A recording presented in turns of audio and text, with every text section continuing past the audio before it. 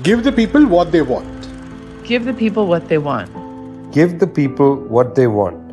Your weekly movement news roundup.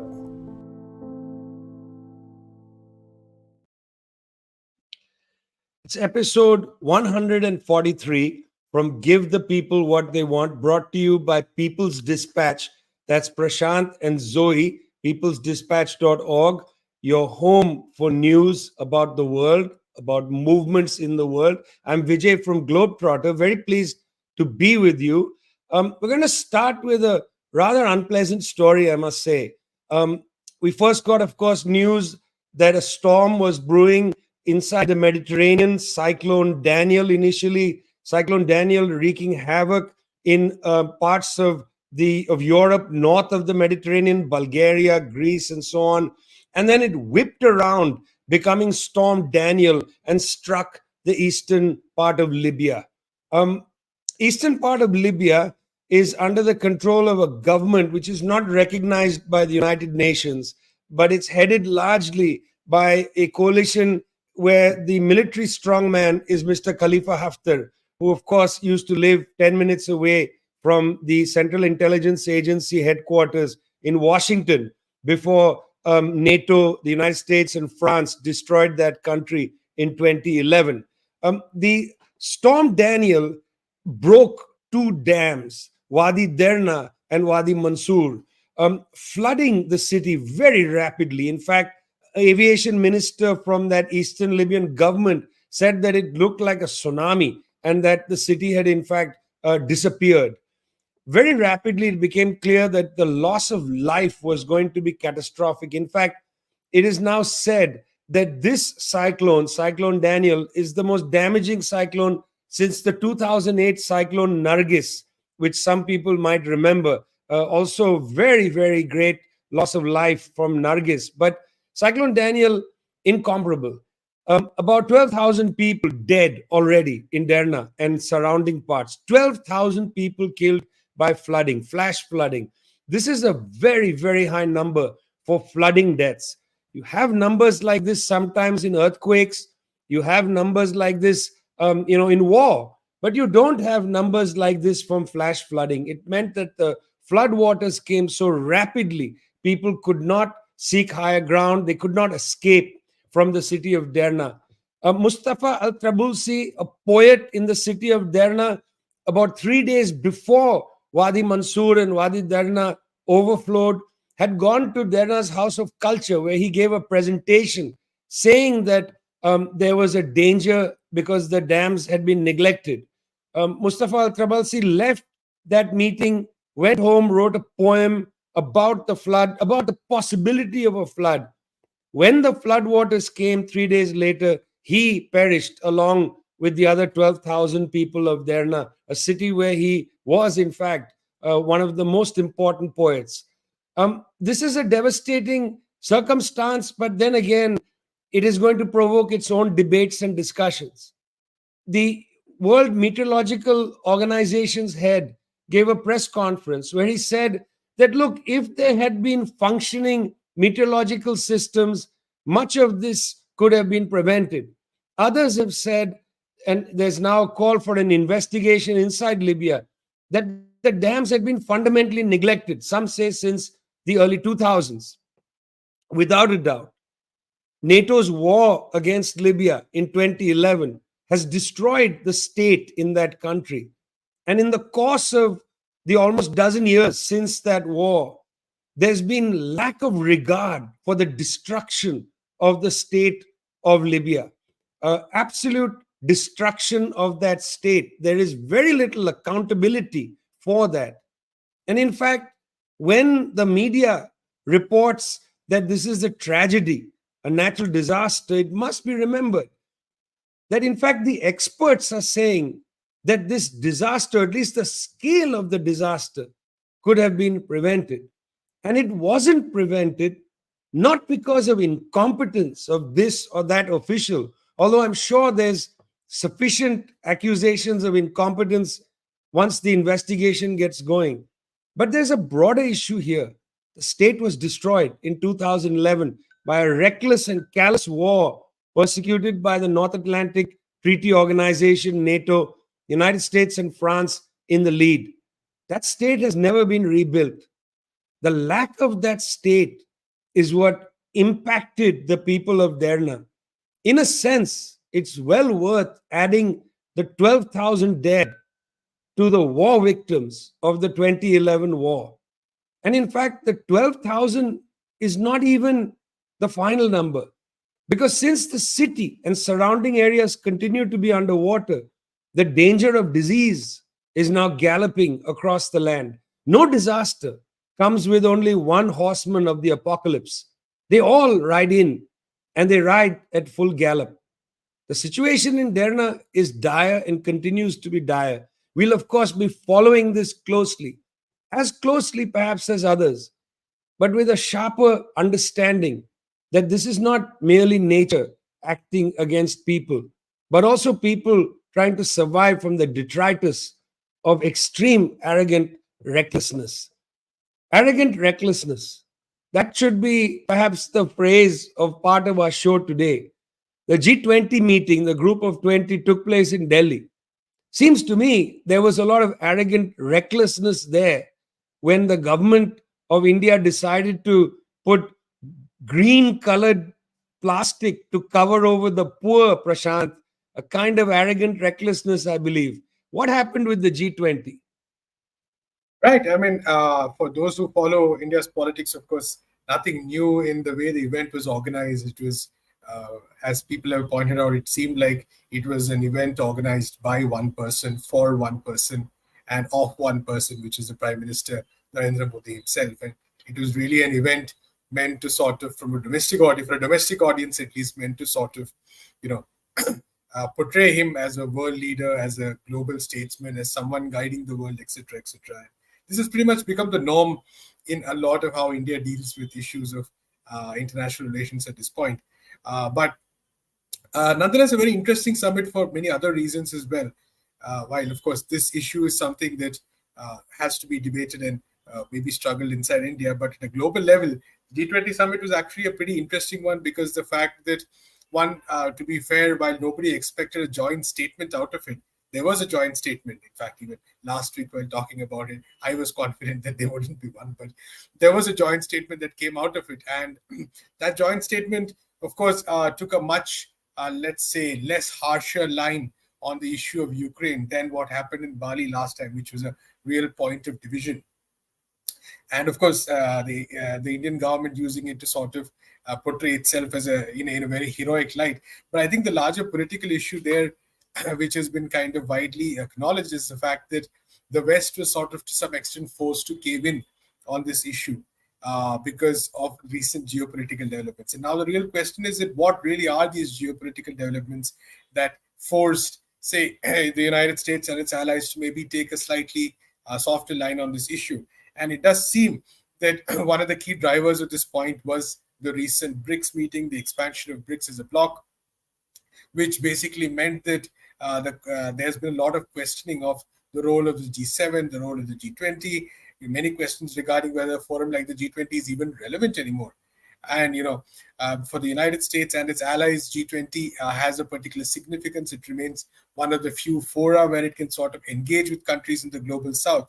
And as many parts of the global south are seeing a very strong anti-colonial push. We are seeing this in Africa, we're seeing this in Latin America, in parts of Asia. It does look like there is a bit the countries of the global the countries of the global north, where the US and its allies are in a bit of a defensive position right now, and that is believed to have sort of led to this softening of a position, which finally led to the joint statement. Now, of course, there were some announcements regarding some infrastructure projects as well, which at this point look a bit, I wouldn't say dubious, but it's a bit, nobody's really been able to figure out how these projects are going to be implemented and whether there's actually any need for these projects other than for a rhetorical, pushback against China's BRI, Belt and Road Initiative.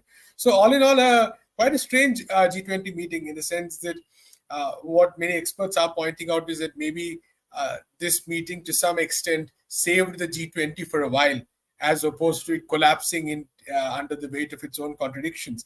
But whether this is going to save G20 for a much longer time is a big question. The answer is probably no, because I think history itself is, or the present, whatever you call it, is moving in a completely different direction.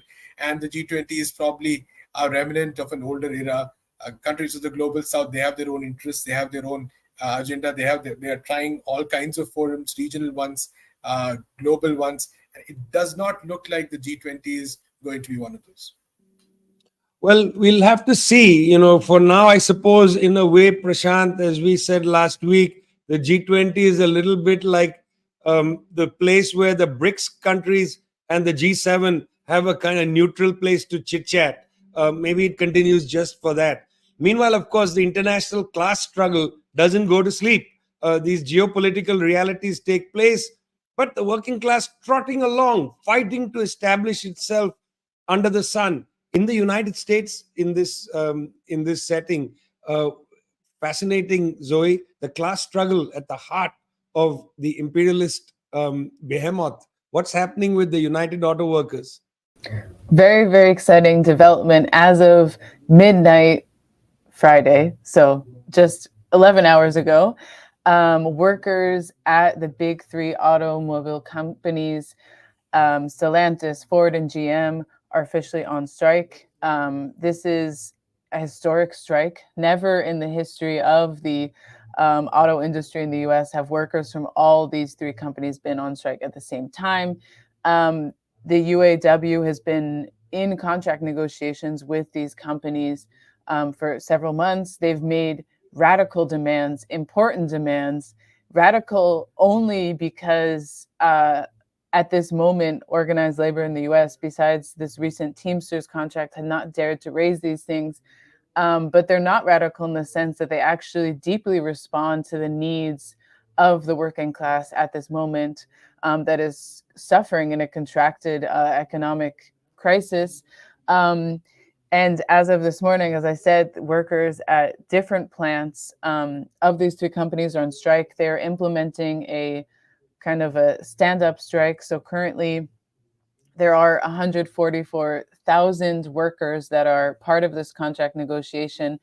All of them are not on strike currently. Essentially, the strategy of the UAW is to go several plants at a time, start with some and then add more. It's a pretty smart tactic because they're able to keep it fresh, keep the companies on their toes. These are surprises, both for the workers and for the owners of these companies, able to create buzz in the news.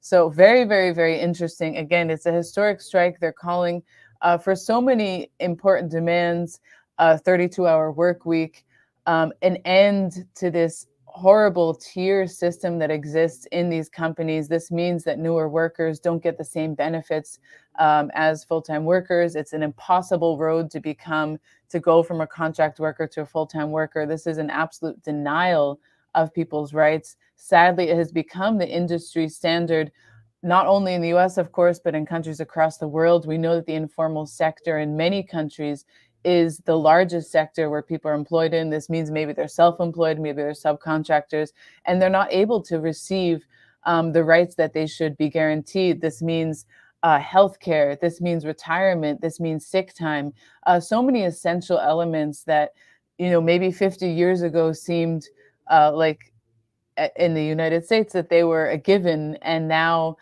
these are so hard to come by. We're told that this is normal, that now people are entrepreneurs, but the fact is that this is just a blatant denial of people's rights. And so very, very militant organizing by the UAW. They have an extremely exciting militant president, Sean Fain.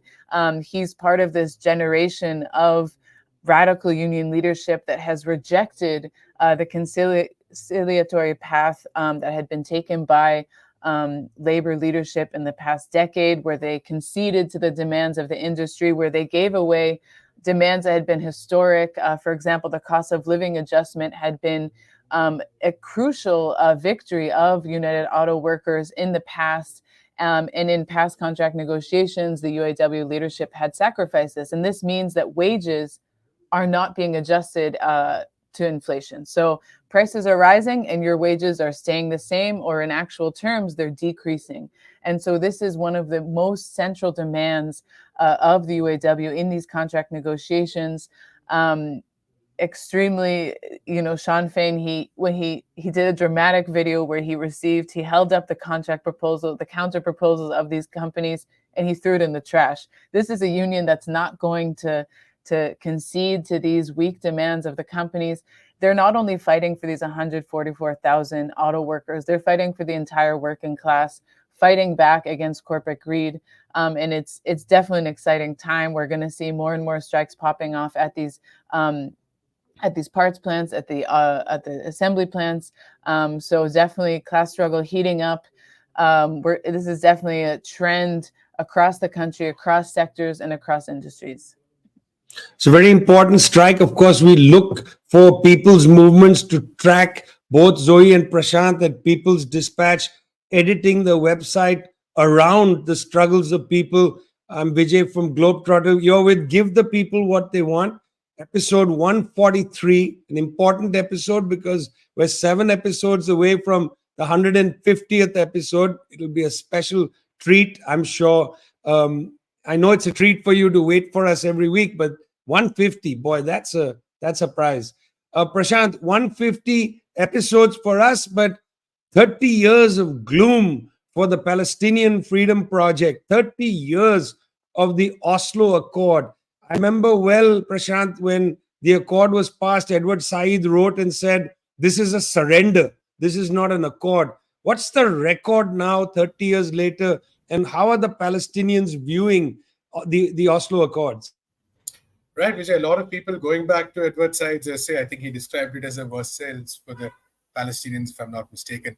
And it's surprising how, not surprising maybe, but it's remarkable how accurate and prescient he was been proved, because 30 years down the line, I remember a bit of those times when there was a lot of talk about hope, that there was a Nobel Prize that came out of the Oslo Accords process, and there was this idea that maybe finally after so many decades, there would be some kind of peace. But I think a lot of commentary now and over the past many years, in fact, I think is focused on the fact that the Oslo Accords were set up to fail in the first place, that they were basically a form of agreement whereby the Palestinians got very little in exchange for conceding a lot. And over the years, that gap has only increased because of the successive right-wing governments in Israel, because of the extent to which Israeli society itself has moved to the right, because of the very nature of apartheid itself, I would say, in terms of how these policies have been implemented. So it's no surprise, and it's not the result of one or two bad actors that the Oslo Accords have failed so terribly. It is actually part of that historical process itself, starting from how those negotiations took place. And today, when you look at the situation, it's pretty obvious. The fact that while there was supposed to be two states, the idea was a two-state solution, that there would be a Palestinian state. This potential Palestinian state has been completely broken up today by the Israelis through the walls, through the checkpoints, the innumerable restrictions that are placed on the basic movement of Palestinians. The possibility of a state has been pretty much completely destroyed at this point. So talking about a two-state solution seems almost archaic or quaint at this point, considering what is called how Israel has created facts on the ground, as they say. And of course, we've also seen a massive increase in terms of attacks. We talked successive attacks, for instance, on Gaza, which has become the world's largest open-air prison. We're talking about a massive increase in the number of illegal settlements and the number of illegal settlers. The number right now is around 700,000. And I think we're also talking about the Palestinian Authority itself, which over time has completely lost its credibility among large sections of the population, to the extent that they're often seen, there have been massive protests against the Palestinian Authority in the past couple of years as well. So keeping all this in mind, I mean, talking about the Oslo Accords, 30 years, I think it's many commentators have pointed out that it was pretty inevitable that it would fail. What is interesting, though, is the fact that there are new waves of resistance which are breaking out now, which have a completely different agenda, which are not sticking to the idea of the Oslo Accords, or the promises of the Oslo Accords, or believing, for that matter, that this Israeli government or current or future Israeli governments are going to deliver anything they have promised. And I think even the Israelis have given up the pretense of believing in any of these records or even using them as slogans. Talks haven't taken place for 10 years. So I think it's a moment to sort of reflect on a very different Palestine from what was 30 years ago, and and a very different kind of resistance that is taking place from what was 30 years ago. And I think there has also been a huge amount of global solidarity. We've seen campaigns like the BDS movement growing, but also facing resistance, which is probably also a sign of its success. So I think it's a moment to sort of look back, but also recognize that this is a very different situation. This is a very different Palestine we are witnessing right now, and the Israeli agenda has been clearly exposed. So the whole pretense of peace and the kind of promises they were made, those have actually been completely exposed. That's 30 years ago that the Oslo Accords was signed. Gloom for the Palestinians over these 3 decades. 24 years ago, Zoe, the United States and the government of Colombia started Plan Colombia, which was rooted in the war on drugs, the really depressing policy from the United States in collaboration with the Colombian government to criminalize small farmers and so on. Looks like a different kind of plan being hatched between the governments of Colombia and Mexico. What's the new drug policy by these countries?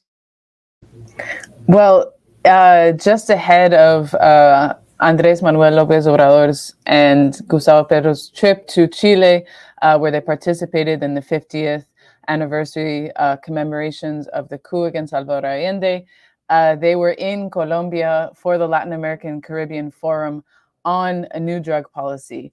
And they declared in the closing moments of this conference that the current anti-drugs policy that has been promoted by the United States and really imposed on the region has failed. They say over 1 million people have died in the region, have been killed by this inhumane policy. Over 10 million people have been incarcerated in the United States, mostly Black and Latino people. And this is just a failure of humanity. And of course, after they say it's been 5 decades of this of the war on drugs in different iterations and others, yet today drugs are continuing to kill people. The U.S. is has an epidemic of this fentanyl crisis, more and more violence in countries like Ecuador related to drug trafficking. So it's clear that this is a failed policy. This is not a policy that's had results. The result of it, as you said, is to criminalize farmers, is to criminalize people that the government wants to criminalize and just associate them with drug trafficking. And essentially, these two countries came together with representatives from across the region, from across Latin America, from across the Caribbean, the most impacted because of this crisis. Not the countries with the highest rates of consumption, but yes, the countries that have the largest impact of drug trafficking routes, et cetera, to discuss what would a more humane policy look like? What would a policy look like that actually puts people first, that puts social transformation at the center? This is, of course, very challenging because how can you transform a response to a situation that is so deeply rooted in the capitalist crisis? How can you transform the situation which has so many different illicit economies implicated into it that have been, again, present for decades? It's a very, very challenging question. I think it's a huge question, not only facing these governments, it's a question that the left has to grapple with, how to address high levels of consumption, how to address the fact that when people don't have jobs, when people are desperate, this is the sector that is most profitable. These are questions that people are facing across the region, from the United States to Argentina. This is something that has to be grappled with. And so this forum was a first moment in what's going to be a series of forums that are civil society and government forums to discuss a new anti-drug policy, understanding that there are way too many victims from both the strategy that's been used to combat the drug trade, the militarization of the regions, forced eradication, targeting small farmers, but that also it's a pressing issue, that it can no longer be that the poor neighborhoods are sacrificed, that the health of the people is sacrificed because this is the only solution for people. So a really important development. And I think once again, we're seeing that the leadership, the moral leadership of leaders like AMLO, like Gustavo Petro, who are standing up to the United States and saying, your policy doesn't work, and we in the region are going to discuss and find a better solution. I think it's again, another very important advance, and that hopefully there will continue to be outcomes from these dialogues. That's Gustavo Petro of Colombia and Andres Manuel Lopez Obrador of Mexico, both of whom will likely be in Havana, Cuba, for the Group of 77 meeting, which starts over this weekend. 134 countries will be in Cuba. That's about 80% of the world's population. This is the G77 plus China. China is not formally a member of the G77, but for decades now has effectively voted with the bloc, the UN bloc, and therefore it's known as the G77 plus C. Two other heads of state, therefore, will be in Havana, most likely. It's not sure whether Xi Jinping of China will come himself, but also Nicolas Maduro will be there of Venezuela. Interestingly, Mr. Maduro spent a week in China, a very interesting week for Mr. Maduro, where he went to Shenzhen. He also got himself a new Huawei phone. He also told a reporter who was asking him a question in English to actually speak in Mandarin, because there was no interpreter from English to Spanish in the room. I thought that was a puzzling little scene there. I'm never one for an anti-English position, largely because English is a language spoken by tens of millions of people in Africa and Asia, not just the language of Estados Unidos, but let's set that aside. During his time in China, very interesting development took place, because this is the 50th anniversary of the relations between Venezuela and China. And at this 50th anniversary gathering between Maduro and Xi Jinping, they elevated the relationship between the two countries to the all-weather strategic partnership. This is a significant level. This is the level, for instance, of the relationship between Pakistan and China. Pakistan, one of the closest allies of China. So it should not be underestimated, the role now between Venezuela and China. This all-weather strategic partnership means that China and Venezuela will increase technological and industrial collaboration. It should be said that Venezuela is one of the countries that already collaborates in the international lunar mission of the Chinese space agency. Venezuela already is in that door, as it were.